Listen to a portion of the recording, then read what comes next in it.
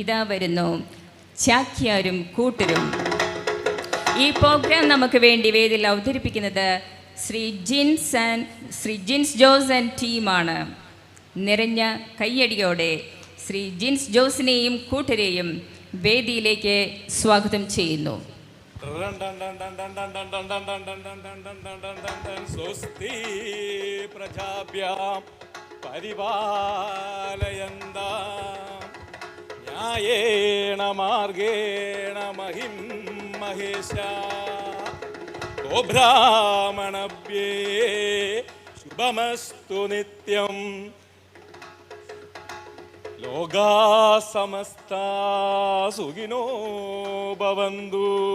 ശാന്തി ശാന്തി. High high high, എത്ര പ്രൗഢഗംഭീരമായ സദസ്സാ ഇത്.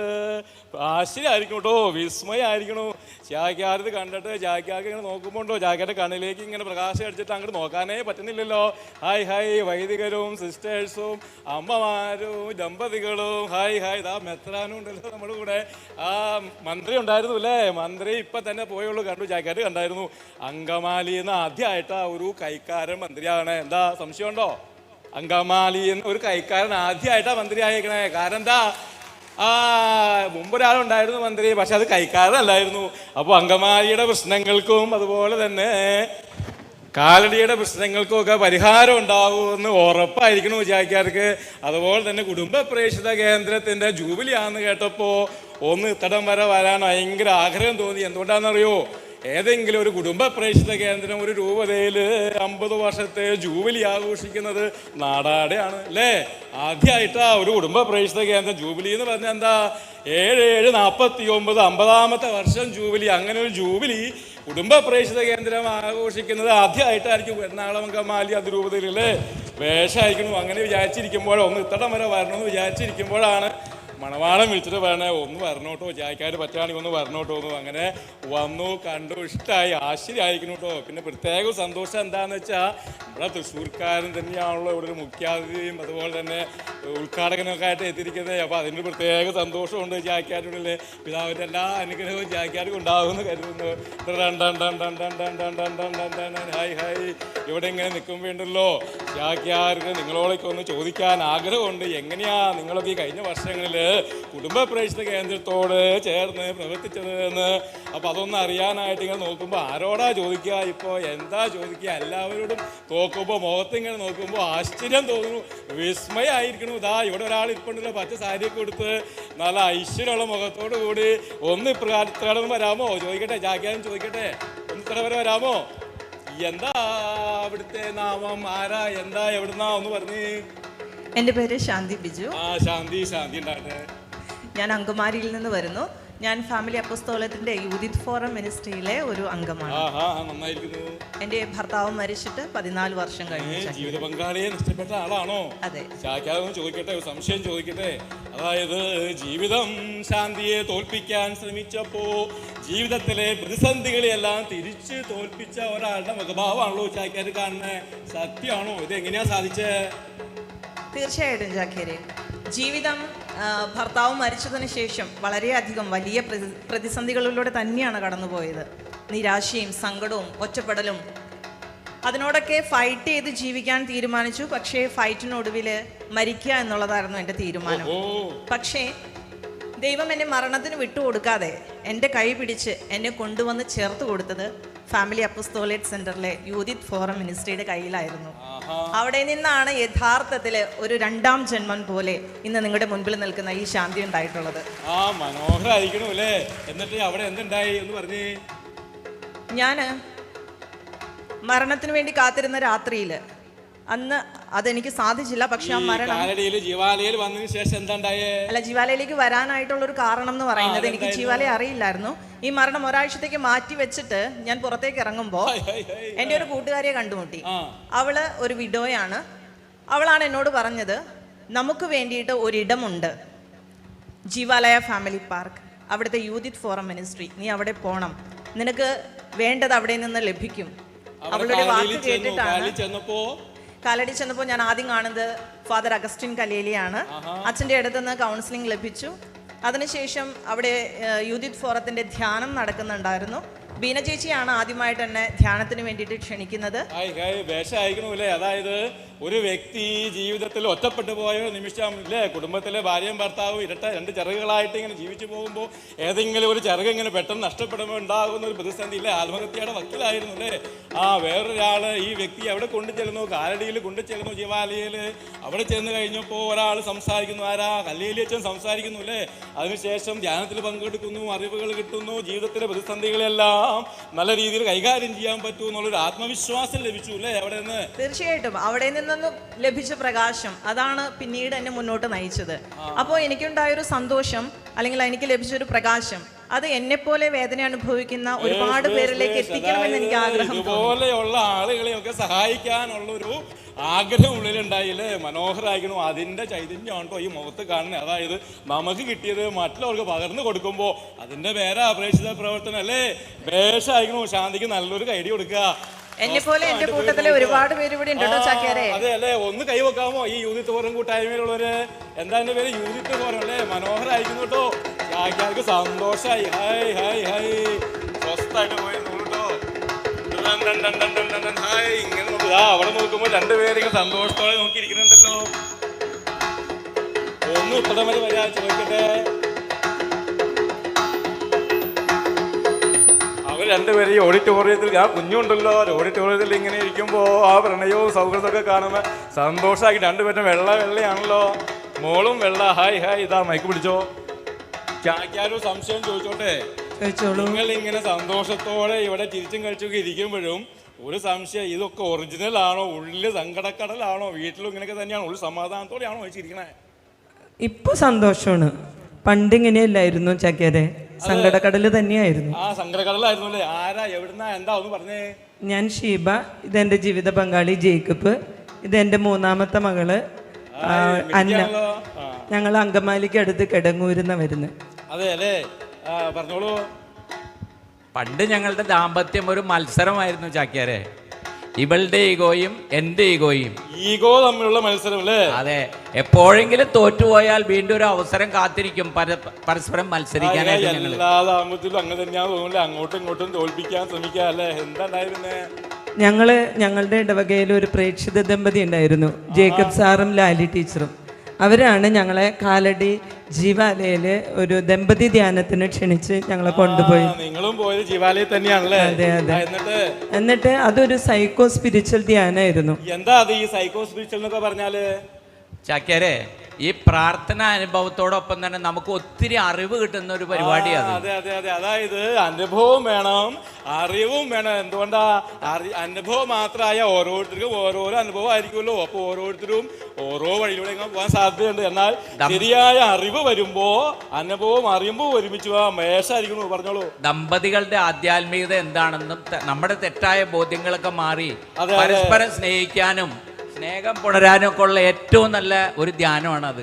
ദമ്പതികൾക്ക് ഒരു ആധ്യാത്മികത ഉണ്ടല്ലേ? അതെ അതെ. കൊള്ളാലോ ചാക്യാരെ. അത് മാത്രമല്ലായിരുന്നു. ഇതിന് ശേഷം ഞങ്ങൾ ധ്യാനം കഴിഞ്ഞ് ഞങ്ങളുടെ ഇടവകയിൽ വന്നപ്പോൾ ഞങ്ങൾക്ക് ഗ്രേസ് റിപ്പിൾസ് എന്ന് പറഞ്ഞ ഒരു കൂട്ടായ്മ കിട്ടി. എന്താ ആ കൂട്ടായ്മയിൽ 30 മാസത്തെ പരിശീലനം നടത്തുന്നത്.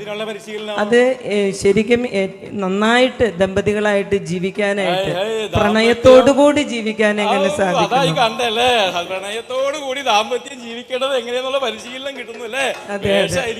ഇതാ ഇപ്പോഴും ഞങ്ങളുടെ പ്രണയം ഏറ്റവും രമ്യതയിലെത്തിയാണ് ചാക്യാരെ.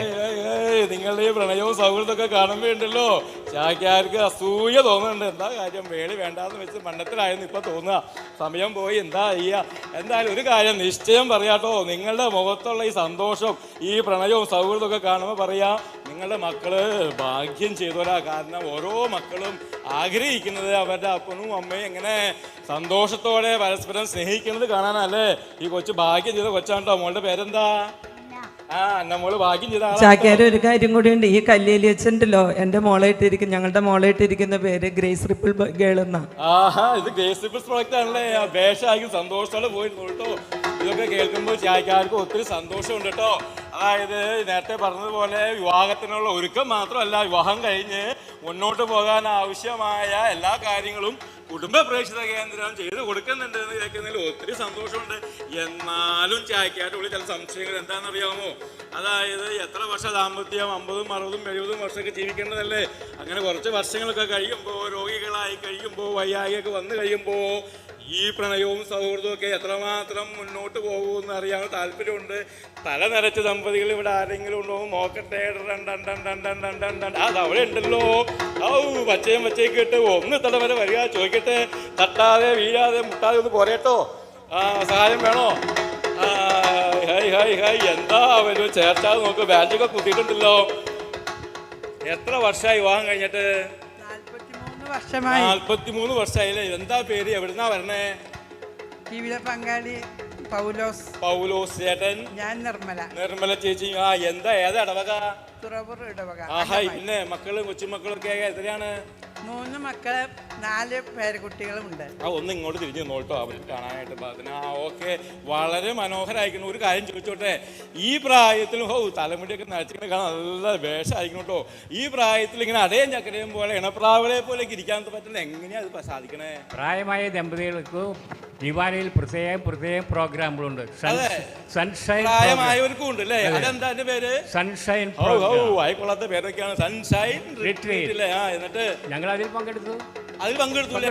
നന്നായിരിക്കണു. എന്നിട്ട് അവിടെ എന്താ ഉണ്ടായേ? ആരെ കൊണ്ടുപോയി അവിടെ? ഞങ്ങളെ മക്കളാണ് ജിവാലയിൽ.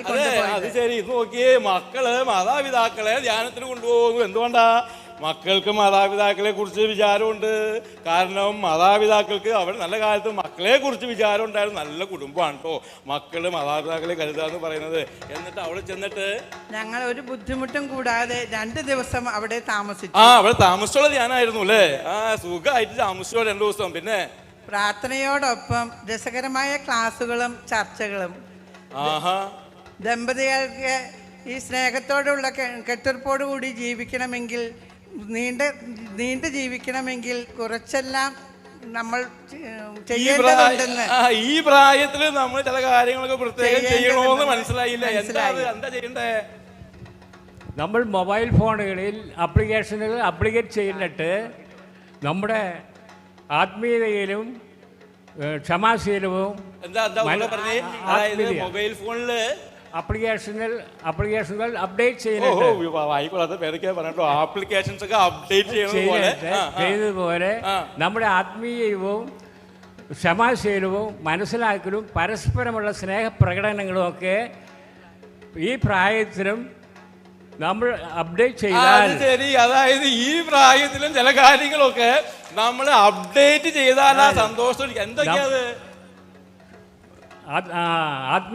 ആത്മീയവും ക്ഷമാശീലവും മനസ്സിലാക്കലും അവരുടെ ആത്മീയതയും അതുപോലെ ക്ഷമാശീലവും ചുരുക്കി പറഞ്ഞ നമ്മുടെ ജീവിത ശൈലികളൊക്കെ കാലഘട്ടത്തിനനുസരിച്ച് പ്രായത്തിനനുസരിച്ച് ഒന്ന് അപ്ഡേറ്റ് ചെയ്യണമെന്നല്ലേ? അപ്പോഴേ സന്തോഷം ഇരിക്കാൻ പറ്റുന്നല്ലേ? ചെയ്താൽ നമ്മുടെ ജീവിതവും സൂപ്പറാകും. സൂപ്പറായില്ലേ? അപ്പൊ അങ്ങനെ ജീവിതം സൂപ്പറായത് കാണാൻ കിട്ടോ? മനോഹരായിരിക്കണു. എന്തായാലും പറയാനുണ്ടോ?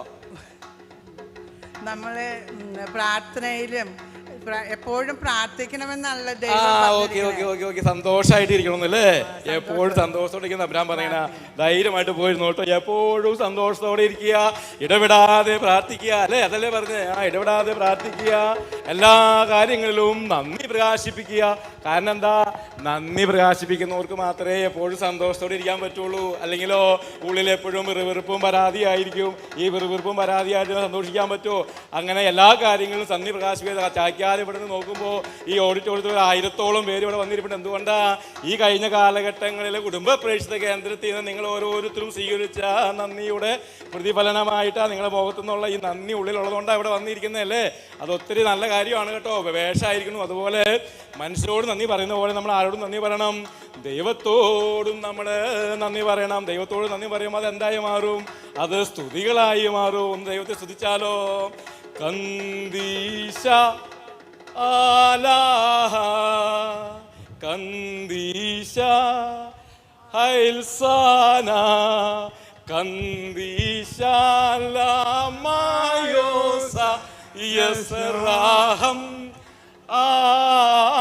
ആലേൻ. എന്താ അതിന്റെ അർത്ഥം?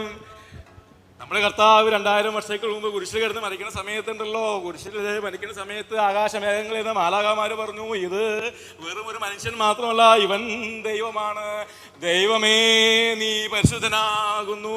ഇവനെ ബലഹീനായി കാണപ്പെടുന്നുണ്ടെങ്കിലും മാലാഖമാര് പാടി, ബലവാനേ നീ പരിശുദ്ധനാകുന്നു. ഇവൻ കുരിശിൽ തൂങ്ങി മരിക്കുന്നതാണ് കാണപ്പെടുന്നതെങ്കിലും മാലാഖമാർക്ക് അറിയാവുന്നു ഇവൻ മരണമില്ലാത്തവനാണെന്ന്. മരണമില്ലാത്തവനെ നീ പരിശുദ്ധനാകുന്നു എന്ന് മാലാഖമാര് പാടി. അപ്പൊ കുരിശിന്റെ കീഴിൽ നിന്നിരുന്ന എർമത്യേക്കാരൻ ജോസഫും നിക്കോദേമസും ചേർന്ന് പാടി, എന്താ? ഞങ്ങൾക്ക് വേണ്ടി കുരിശിൽ മരിച്ചവനെ ഞങ്ങളോട് കരുണയായിരിക്കണമേ. ഈ പ്രാർത്ഥനയാണ് നമ്മൾ ചൊല്ലുന്നതല്ലേ? പരിശുദ്ധനായ ദൈവമേ, പരിശുദ്ധനായ ബലവാനേ, പരിശുദ്ധനായ അമർത്തിനെ ഞങ്ങളോട് കരുണയായിരിക്കണമേ. എന്തായാലും ഇവിടെ വന്നത് കണ്ട് എല്ലാം അറിഞ്ഞപ്പോൾ ഒത്തിരി സന്തോഷം കേട്ടോ. ഈ സിസ്റ്റർ വന്നപ്പോൾ തൊട്ട് എന്നെ നോക്കി ചിരിക്കണതാ. എന്താ ചിരി മനോഹരായിരിക്കുന്നു കേട്ടോ. ഒന്ന് ഇത്തരം വരിക, ചോദിക്കട്ടെ, എന്താ ഇവിടുത്തെ നാമം? ഞാക്കാരുടെ പേരുത്ത് ഇഷ്ടമായി തോന്നൂ. പറഞ്ഞോളൂ, എന്താ പേര്, എവിടുന്നാ വരുന്നേ? എന്റെ പേര് സിസ്റ്റർ ടെർലി. ഞാൻ വരുന്നത് പെരുമാനൂരിൽ നിന്നാണ്. അതെ, ചാക്കാരുടെ ഒരു കാര്യം ചോദിക്കട്ടെ. ഇവിടെ വന്നു, ഇവിടെയൊക്കെ ചില കുറച്ച് ആളൊക്കെ സംസാരിച്ചു കേട്ടപ്പോൾ ചാക്കാരുടെ ഉള്ളൊരു സംശയം, ഇവരൊക്കെ പറഞ്ഞത് സത്യം തന്നെയാണോ? സിസ്റ്റർ നുണ പറയില്ല എന്നാണ് എനിക്ക് തോന്നുന്നത്. ഓ, ഇവരൊരിക്കലും നുണ പറയില്ല. ആരും നുണ പറയില്ല എന്നറിയാം, എന്നാലും ചോദിച്ചു എന്നുള്ളൂ കേട്ടോ.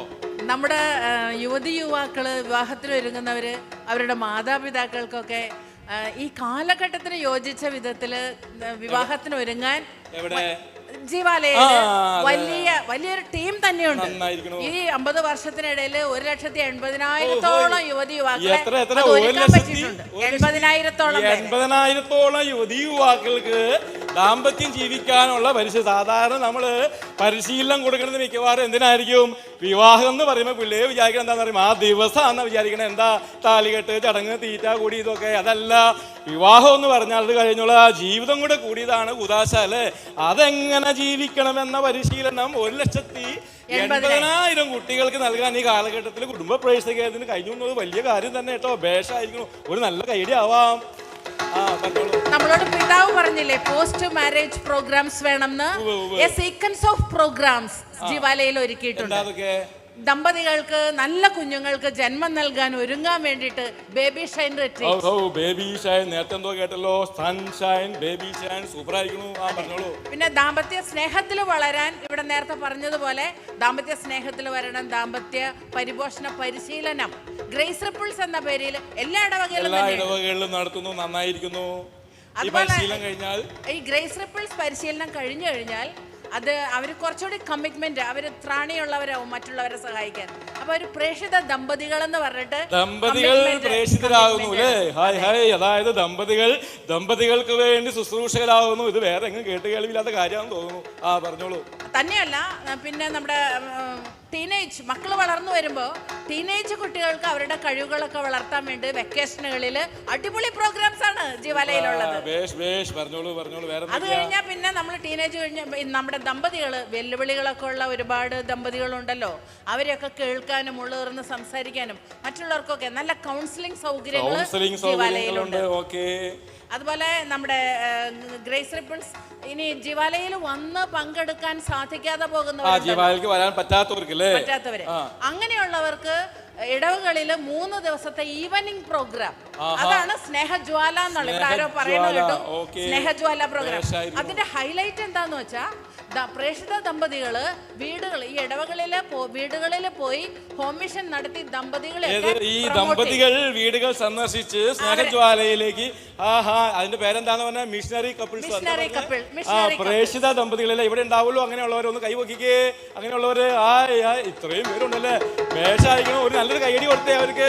അവർ ചെയ്യുന്ന ശുശ്രൂഷ ഈ കാലഘട്ടത്തിൽ വളരെ ആവശ്യമുള്ള ശുശ്രൂഷയാണ് കേട്ടോ. പിന്നെ നമ്മുടെ ശാന്തി പറഞ്ഞില്ലേ, യൂത്ത് ഫോറം, വൈധവ്യം, അവരെ അനുയാത്ര ചെയ്തുകൊണ്ട് അവരെല്ലാം കൂട്ടിയിണക്കി അവരെ ഒരു കുടുംബം ഏതൊക്കെ പ്രതിസന്ധികളെ കടന്നു പോകുന്നുണ്ടെങ്കിലും അതിനൊക്കെ കൈകാര്യം ചെയ്യാനുള്ള ശുശ്രൂഷകൾ യൂത്ത് ഫോറം. അത് തന്നെയല്ല, അവരുടെ പാരന്റിങ്, അവരുടെ മക്കളെ ഉദ്ദേശിച്ചുകൊണ്ട് സിംഗിൾ പാരന്റിങ് റിട്രീറ്റുകൾ നടത്തുന്നുണ്ട്. പിന്നെ ഈ എറണാകുളം അങ്കമാലി അതിരൂപതയുടെ കുടുംബ പ്രേക്ഷിതം ജീവാലയ കേന്ദ്രമാക്കിയിട്ട് അതൊരു ബറ്റാലിയൻ പ്രോഗ്രാം, ആളുകളെ ഉൾക്കൊള്ളുന്ന പ്രോഗ്രാമാണ്. അവിടെ ഒരുപാട് അതിരൂപതയിലെ വൈദികരുണ്ട്, സിസ്റ്റേഴ്സ് ഉണ്ട്, ബ്രദർമാരുണ്ട്, പ്രേക്ഷിത ദമ്പതികളുണ്ട്, ഇതുപോലെ യോദ്ധത്വ ഫോറത്തിൽ നിന്നുള്ള സഹോദരിമാരുണ്ട്. എല്ലാവരുടെയും കൂടെ വലിയൊരു കൂട്ടായ്മ. എന്താ ആനന്ദാന്നറിയോ അതിലൊക്കെ പങ്കെടുത്ത?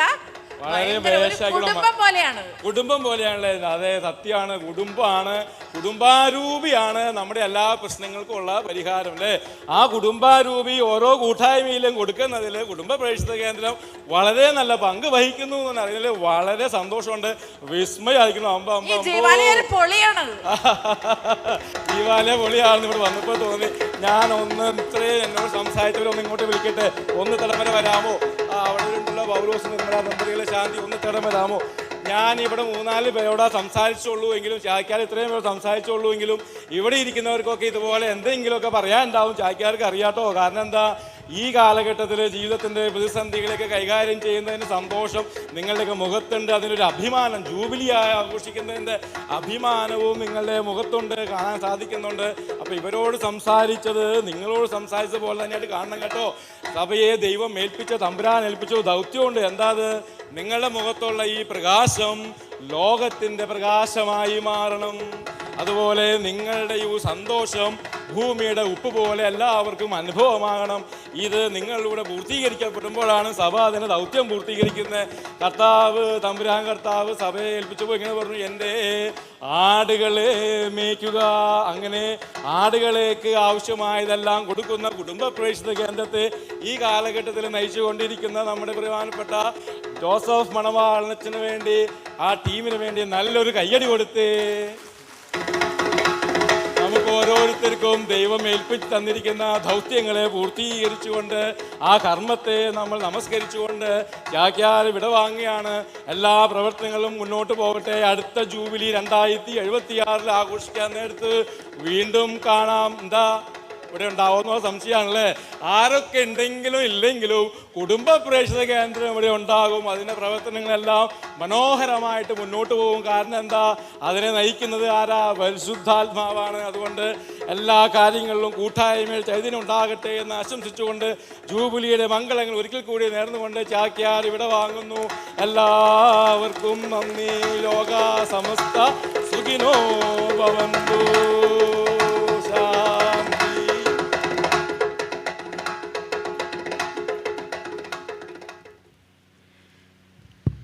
Put your hands together for Chakyar. Thank you, Jeans, Joes and team.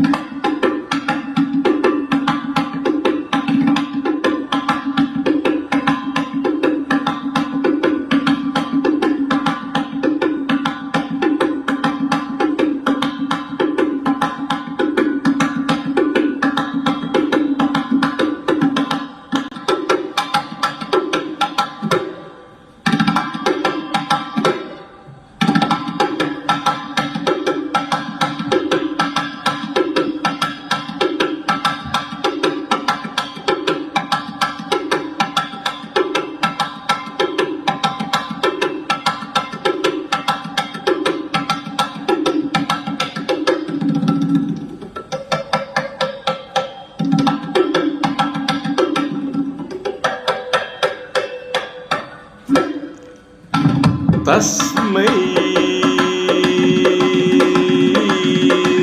നമഃ കർമ്മണേ. ഞാൻ എൻ്റെ കർമ്മത്തെ നമസ്കരിക്കുന്നു.